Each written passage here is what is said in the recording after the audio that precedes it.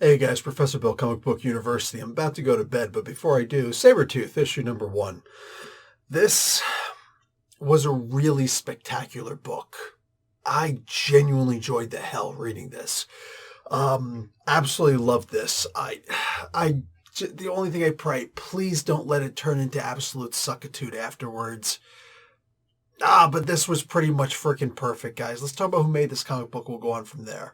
So Victor LaValle, very famous writer, not writing a whole bunch of comic books, but the comic books he has written, pretty good. He's done The Destroyer, he's done Eve, right? He's done a couple of really fantastic books. And Leonard Kirk, who's probably he's a very nice guy, lives down the street, so I'm glad he's a nice guy. Smack me in the head if I say something bad about him, but I don't have anything bad to say about him. I mean, he's just like one of the most confident people in his craft that I've ever met in my life. And one of the only 3 people, I believe, who Peter David ever gave the highest praise to, or about in regards to their art. So, yeah, fantastic to see him on here. Rain Barretto, who is an X-Men colorist legend, and VC's Corey Petit. Just somebody who does some letters. Real talk, though. Really genuinely fantastic stuff. I like the team who was on this. I like the book, the way that it came out, everything. The art on here is exactly what it needed to be, and then some.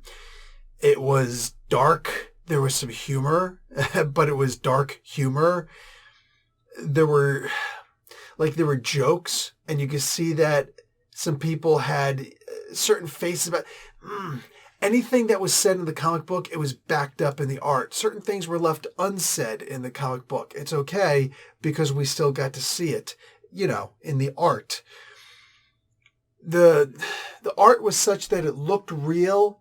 And yet, even if you didn't read the words, you knew which parts were just fantasy, right? Little things like the young Sabretooth who had cake smeared all over his face. Great callback to some of those older Wolverine origin stories, right? We got one of my favorite versions of Sabretooth is Victor Creed in a suit. You know what I'm saying? And we got to see it here. The tuxedo, he just looks really debonair and sharp. He's got a lady on each arm, That's just some of my favorite works of art in regards to Sabretooth. And we got to see that in here also. It's just taking all those little walks in nostalgia and bringing them together. And that's important because obviously this was the writing that said, do this, do this, do that, right? The artist just kind of put it together and said, sure, no problem. Here it is, exactly as you asked, rendered perfectly. But as far as the writing is concerned and the storytelling and bringing the story together and taking from these little bits and pieces, but the best bits and pieces of Sabretooth's background. It was mentioned that he was an assassin, but they didn't go into I think there were 2 Sabretooth solo stories, solo comic books. Yeah, horrible. Horrible. So I couldn't get through. I couldn't even get through them. I used to own them. I think I gave them away at some point. I donated a lot of my older comic books that I just don't read and I don't have any interest in selling or in keeping. Collecting. I give them to what the hell's the name of the children's hospital? Sick Kids, the Bloor Children's Hospital, Bloorville. Anyway.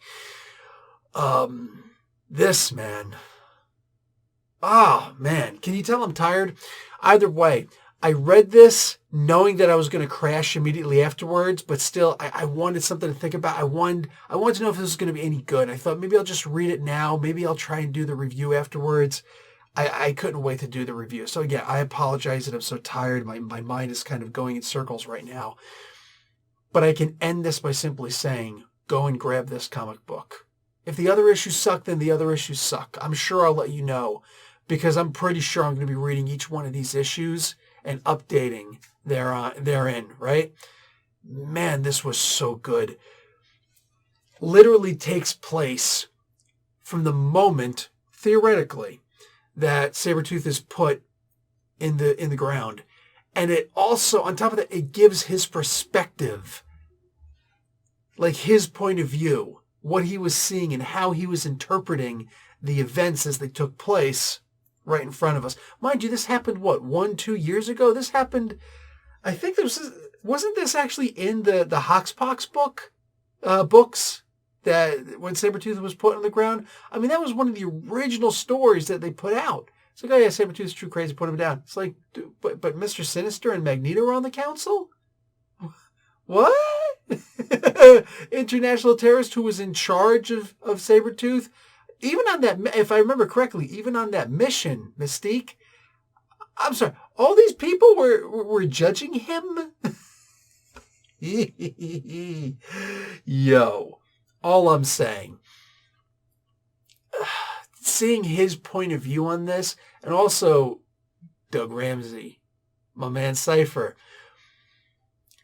so much of what happened in this comic book, man, I'm going with it.